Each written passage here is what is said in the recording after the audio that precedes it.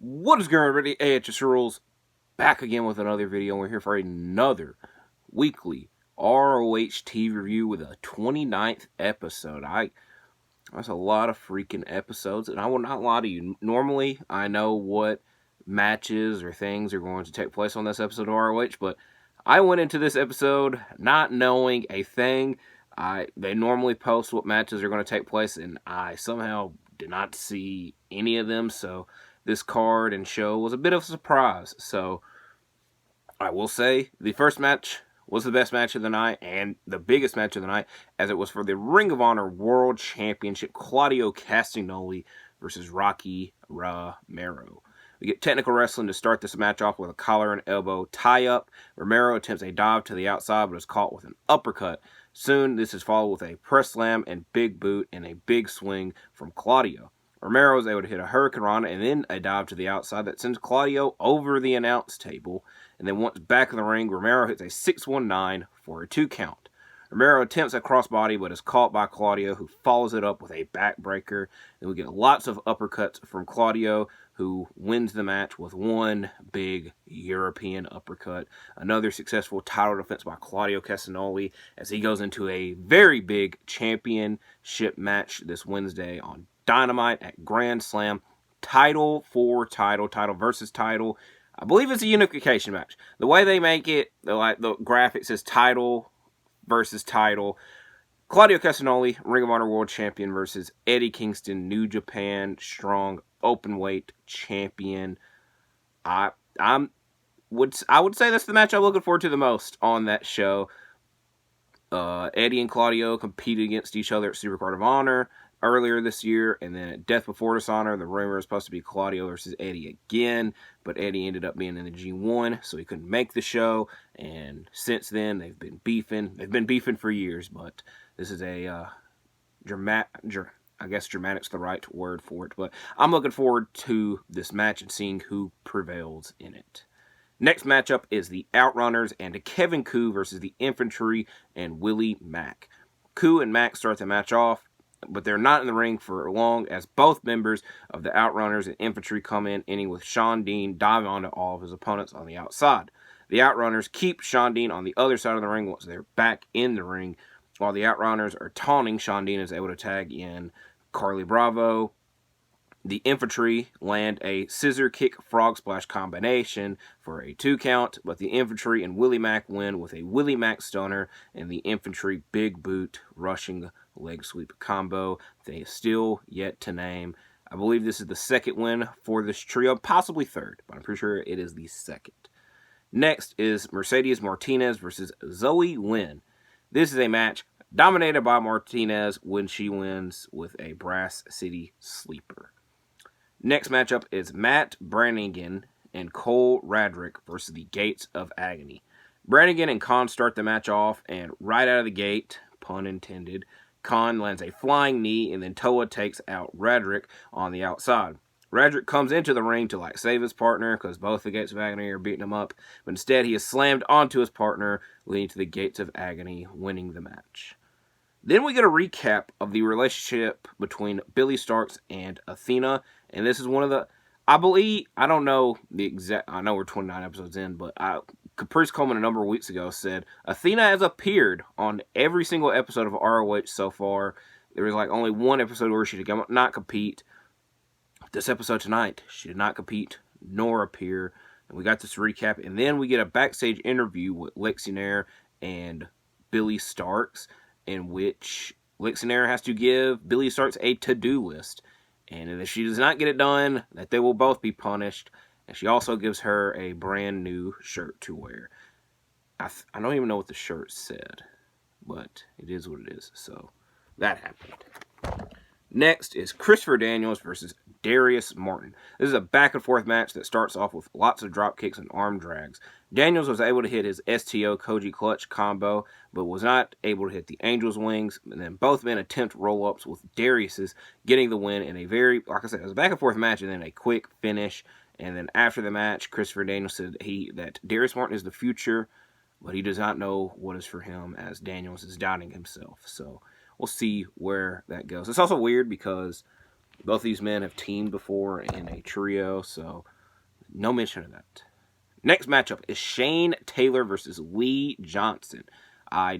Normally, at the beginning of these episodes, I mention what city that we're in, but I neglected to do it, but I will mention it here, as we're in the hometown of Shane Taylor, Cleveland, Ohio, and he has the hometown advantage in this match, and he dominates it in the beginning portion, slinging Johnson around the ring, and lands a big lariat for a 2 count.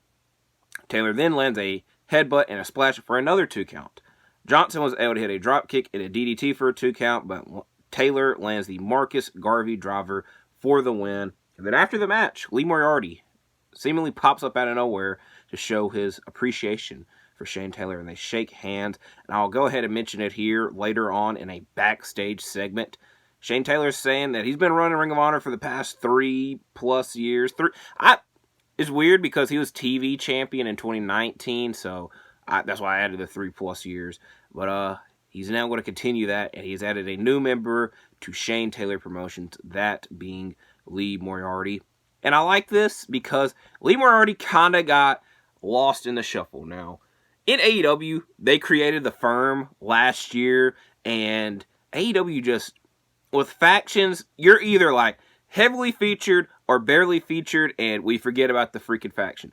And the Firm, I feel, is the best example of that because it started off with MJF, Ethan Page, Lee Moriarty, Big Bill, and the Guns. And then MJF was like, yeah, I'm not even in this. And then the Guns slowly dwindled out and became tag team champions. Then it became Ethan Page, Big Bill, and Lee Moriarty. And then Matt Hardy got lumped into it. It just was a complete mess. And then, like I said, now Big Bill is all over the place. Now he's with Ricky Starks. The Guns are in Bullet Club Gold, which I said, they're a faction that is constantly featured, so we understand that. Who else was in it? Like I just said. Lee Moriarty. Got lost the shuffle. He was doing trios with the Workhorsemen, but now he hopefully has found a good position because Lee Moriarty is a good wrestler, and I hope the best for him.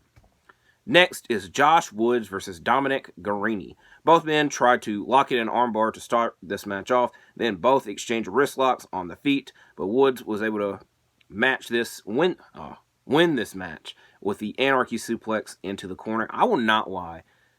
It's supposed to be like a twist and suplex into the corner. It seems very dangerous and sometimes messed up because like his opponent might not land in the corner and they might land into the ropes and it just looks very, sloppy is the proper word, but I kind of think that sounds mean. Dangerous might be an over exaggeration, but it's a weird move, but it is what it is, and Josh Woods was able to win this matchup. Next matchup is Griff Garrison versus Ethan Page. Earlier in the night, Ethan Page was interviewed, and it's very funny because I was mentioning the whole Firm thing, and then Ethan Page shows up on here. He's welcome back to Ring of Honor, and he has not competed here in 9 years. Fun fact, I remember he said this in like either a YouTube video or an interview, but when he worked ROH shows, he had to go by the name of Ethan Gabriel Owens because there's another wrestler in ROH at the time with the last name Page, that'd be an Adam Page. But he had always I don't know why it mattered, because they had another Adam there, and Adam Cole, and obviously down the line, Adam Page changed his name to Hangman Page because both him and Adam Cole were in the same faction. They didn't want confusion, so it's a bit of a whole full circle moment, I guess I could say. But he is welcome back to ROH because he needed this fresh start. And with this being a Griff Garrison match, Maria Kanellis and Cole Carter come out to watch the match on the stage.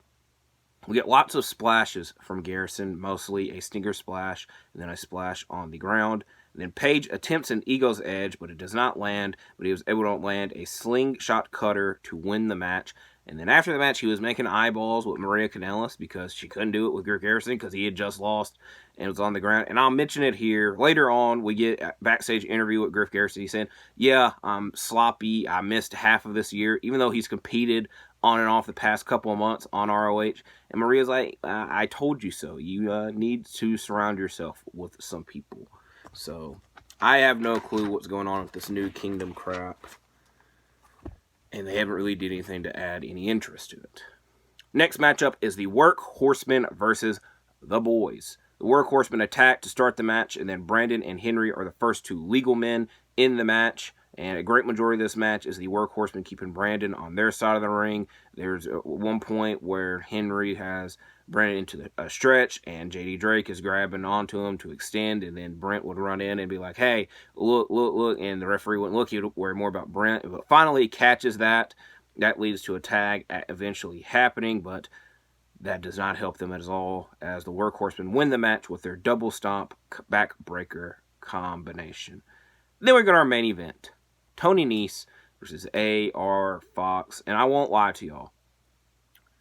Normally, I watch the Tony Nese promos where he starts the group exercising and calls the city fat. This week, I skipped it. And I saved 4 minutes. I saved 4 minutes by skipping this.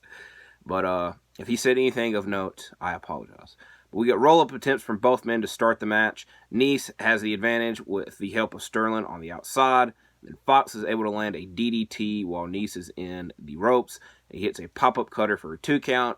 Nese then attempts the running Nese, but Fox moves out of the way. This positions Nese onto the top rope, and Fox is able to win the match with the low main pain. Also, I forgot to mention that Errol Fox is kind of involved in this story in AEW with Darby Allin and Nick Wayne, and we haven't seen Fox in ROH since he joined the Embassy. Then we was out of the Embassy. That was a whole mess of a situation. And it's weird that, because normally when somebody's involved in an AEW storyline, they don't compete in ROH, but he did this week, so I'm overlooking that.